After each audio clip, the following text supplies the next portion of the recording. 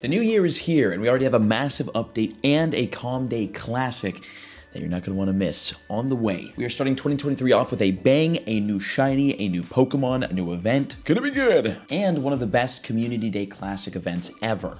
Larvitar. This will be happening on Saturday, January 21st from 2 to 5 p.m. local time. And obviously, Larvitar will be spawning as a part of the featured Community Day Classic Pokemon. And you can evolve to a Tyranitar with the move Smackdown, which is actually massive considering how useful Tyranitar is in the Pokemon GO meta. And considering this will probably be one of the last times that you can get Smackdown on Tyranitar for a really, really long time, and probably one of the last times that Larvitar will be spawning a lot and can be shiny at a higher rate. This is a really good event. Also because Larvitar is just historically a really, really rare 10-kilometer Eggy Pokemon. So anytime this gets the spotlight, good time to grind. Now, what about Tyranitar in the meta? As a dark type, it's good as a shadow, Tyranitar Shadow, and it's decent as a non-shadow, but obviously with the move Smackdown coming out here, it's way better as a rock type. Shadow Tyranitar is the number 3 overall rock type, and the normal version of Tyranitar is a top dog as well. Rock types, by the way, some of the most useful in the game due to the amount of legendary and normal flying type raid bosses. So if you do have any good IV Larvitar or good IV Shadow Larvitar, definitely save them and evolve them during this Calm Day Classic to get that extra special move. Oh, not to mention that Tyranitar will eventually get a Mega Evolution, which is going to be insane. Will be one of the best Pokemon in the entire game. Obviously, it's the rock type, so it's going to be really, really useful, but it will also max out at over 6,000 CP.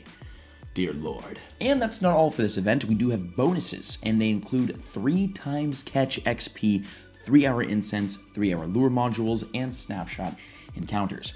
3 times catch XP is not anything to mess around with. That is 6 times XP with a lucky egg.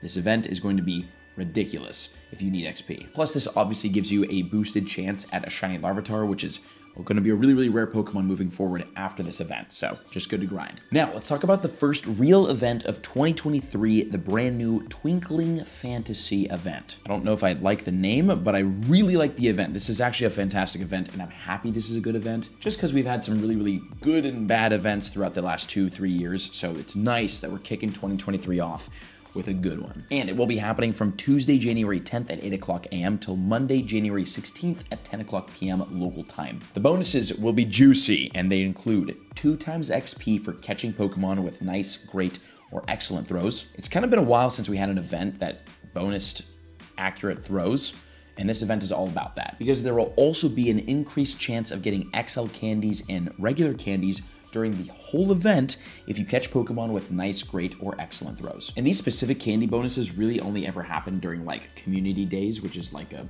3-hour window. So for this to happen for 6 straight days, 6 days of boosted XL candy and candy for meta-relevant Pokemon, that is really, really good. Again, great event to start off the year. Now, obviously these bonuses are really only as good as the Pokemon spawning in the wild, and those Pokemon include Clefairy, Clefable, Jigglypuff, Dratini, Togetic, Marill, Routes, Vibrava, Bagon, Dino, Dedenne, Goomy, and Noibat. And out of those Pokemon, the meta-relevant ones to focus on include Dratini, because Dragonite is kind of a beast in Pokemon GO. It literally ranks in every single PvP league. Like in the Great League, it's ranked 32nd as a Shadow, 51st as a non-Shadow. Ultra League, 32nd as a Shadow, 44th as a non-Shadow. And in the Masters League, it's ranked number 1 as a non-Shadow and number 2 as a Shadow. It is a freaking monster in PvP. And it's also useful as a Dragon type in the raids as a Shadow, so really good Pokemon. Togetic is also a great hunt because Togekiss is the best non-Shadow Fairy type in Pokemon GO,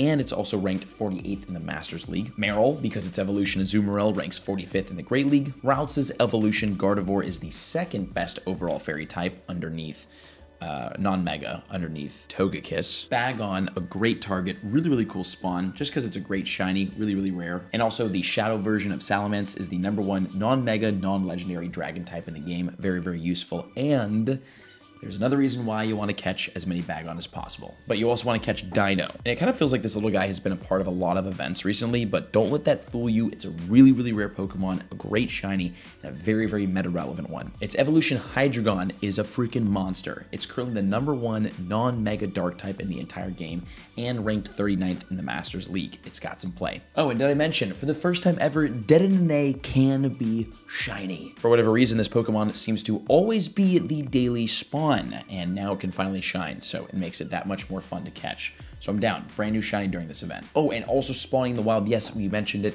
Noibat. This is one of Pokemon GO's most rare and exclusive and expensive shiny Pokemon, and it will be in the wild. That's really big. So you can maybe get this shiny without having to spend hundreds of dollars on incubators for it, like I did. Oh, and Gumi will also be in the wild, and it's also a decent target because its evolution, Goodra, ranks 81st in the Masters League.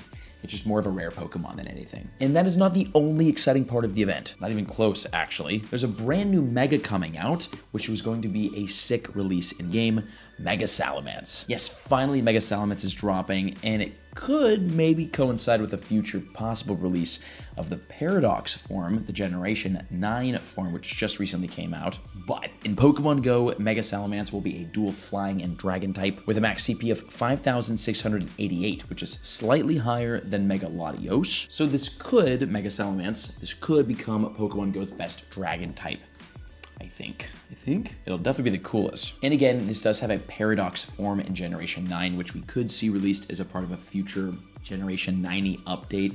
Some speculation. Oh, and also as a part of this event, there will be Dragon and Fairy type Pokemon photobombing in the snapshots, and there will be field research tasks which reward the encounters with Pokemon Clefairy, Dratini, Bagon, Dedenne, and Gumi. Also, we're going to have raids, and in the raids, the 1-stars will include Jigglypuff, Meryl, Axew, and Dino. 3-star raids have Mawile, Dredigon, and Dedenne. 5-star raids will have Zekrom. In the Mega raids, we'll have Mega Salamence. And out of this Pokemon, the most meta-relevant ones to focus on include Meryl for Azumarill, Dino for Hydreigon, Axew.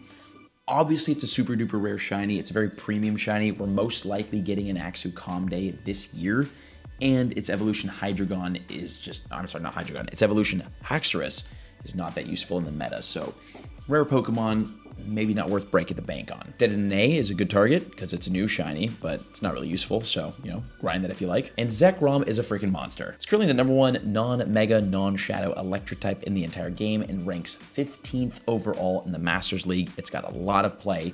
Great legendary to grind. And it can be shiny. And it's getting a brand new move, Fusion Bolt, with this update, which could technically make it even better, which I don't see that happening, but that's big. And that's what's going down during the first major update of 2023. Definitely starting off a hopefully exciting year with a very, very exciting update. And if you're excited, make sure to leave a like, subscribe, and check out the other videos on screen. I'll see you in those. Thanks for watching. Take care.